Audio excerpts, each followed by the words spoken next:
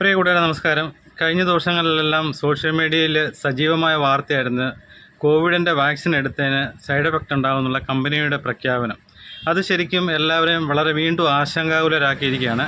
അതുപോലെ കോവിഡ് വന്ന സമയത്ത് സർക്കാരൊക്കെ അല്ലെങ്കിൽ കേന്ദ്ര ഗവൺമെൻറ് ആണെങ്കിലും എങ്ങനെയെങ്കിലും ഇതിന് വാക്സിൻ കണ്ടുപിടിക്കണമെന്നുള്ളൊരു ചിന്ത മാത്രമേ ഉള്ളായിരുന്നു. ആ സമയത്താണ് അവർ പെട്ടെന്ന് തന്നെ വാക്സിൻ കണ്ടുപിടിക്കുകയും പക്ഷേ ആ വാക്സിൻ ഉണ്ടാകുന്ന സൈഡ് എഫക്റ്റ് എന്താണെന്നുള്ളതിനെപ്പറ്റി അന്നത്തെ യാതൊരു ഇത് ചെയ്ത കമ്പനിക്കാർക്കും ഒന്നുമില്ലായിരുന്നു. എങ്ങനെയെങ്കിലും ഈ കോവിഡിനെ പിടിച്ചു കെട്ടുക എന്നുള്ളത് മാത്രമുള്ളായിരുന്നു. നമ്മളൊക്കെ ആണെങ്കിലും പ്രാർത്ഥിച്ചു, ദൈവമേ ഇതിനൊരു മരുന്ന് കണ്ടുപിടിച്ചാൽ മതിയല്ലോ എന്ന് നമ്മൾ പ്രാർത്ഥിച്ചതാണ്.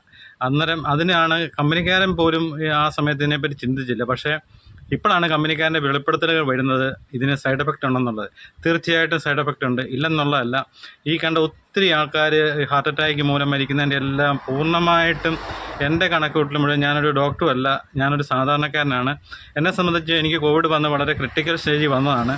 അപ്പോൾ അതിന് ശേഷമുള്ള തുടർ ചികിത്സയും കാര്യങ്ങളൊക്കെ ഇപ്പോഴും നടന്നുകൊണ്ടിരിക്കുകയാണ്. അപ്പോൾ എനിക്കറിയാം ഇതിന് സൈഡ് എഫക്റ്റ് ഉണ്ടെന്നുള്ളത്. അപ്പോൾ അതിനെപ്പറ്റി ഞാൻ എൻ്റെ അറിവ് വന്ന ഒരു കാര്യം നിങ്ങളോട് വിശദീകരിക്കുകയാണ്. ഈ കോവിഡിൻ്റെ വൈറസ് ശരീരത്തിൽ കടന്നു കഴിഞ്ഞാൽ നമ്മുടെ ശരീരത്തിലെ എല്ലാ അവയവത്തിലും ഇത് ബാധിക്കുന്നതാണ്. അതുപോലെ എനിക്ക് പ്രഷർ, ഷുഗർ, കൊളസ്ട്രോൾ ഒന്നും ഇല്ലായിരുന്നു. അത് കഴിഞ്ഞപ്പോൾ തന്നെ കോവിഡ് വന്ന സമയത്ത് എനിക്ക് ഷുഗർ ഹൈ ആയിരുന്നു. അത് കഴിഞ്ഞ് കോവിഡ് നെഗറ്റീവ് ആയതിനു ശേഷമാണ് എല്ലാം നോർമലായത്. എപ്പോഴും ചെറിയ വേരിയേഷൻ ഉണ്ട്, പ്രഷറിൻ്റെ അകത്ത് ചെറിയ വേരിയേഷൻ ഉണ്ട്.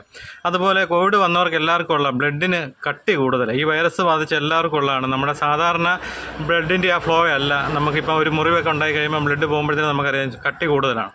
ഇതാണ് കൂടുതൽ ഹാർട്ട് അറ്റാക്ക് ഉണ്ടാകാൻ കാര്യം. അതുപോലെ ഡി ഡയമർ എന്ന് പറഞ്ഞ ടെസ്റ്റ് ചെയ്യണമെന്ന് ഡോക്ടർമാരെല്ലാം നമ്മളോട് പറയുന്നതാണ്. ഇടയ്ക്കിടയ്ക്ക് എല്ലാവരും ചെയ്യേണ്ടതാണ് ഡി ഡയമർ. അത് ചെയ്ത് കഴിയുമ്പോൾ തന്നെ നമ്മുടെ ബ്ലഡിൻ്റെ ആ കട്ടി കൂടുതൽ അത് നമുക്ക് അറിയാൻ പറ്റും. അതനുസരിച്ച് നമ്മൾ ഗുളിക കഴിച്ചുകൊണ്ടിരിക്കണം. എക്കോസ്പിരിൻ AB75 എന്ന് പറഞ്ഞ ഗുളികയാണ് ഈ ബ്ലഡ് ക്ലോട്ടാകാതിരിക്കാൻ വേണ്ടി ഏറ്റവും നല്ലത്. അത് സ്ഥിരമായിട്ട് ഉപയോഗിക്കുന്നതുകൊണ്ട് ശാരീരികമായ കുഴപ്പങ്ങളൊന്നുമില്ല. നമ്മുടെ ബ്ലഡിന് കട്ടി കുറയുകയും മറ്റ് ഇങ്ങനെയുള്ള ഹാർട്ട് പ്രശ്നങ്ങളൊന്നും ഉണ്ടാകാതിരിക്കുകയൊക്കെ ചെയ്യും.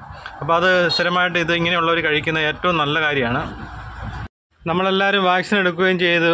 ഇനിയിപ്പോൾ ഇതിനെപ്പറ്റി കുറ്റം പറഞ്ഞിട്ടോ കമ്പനിക്കെതിരെ കേസ് കൊടുത്തിട്ടോ കമ്പനിയുടെ കാര്യങ്ങളൊന്നും തിരക്കിയിട്ടൊന്നും കാര്യമില്ല.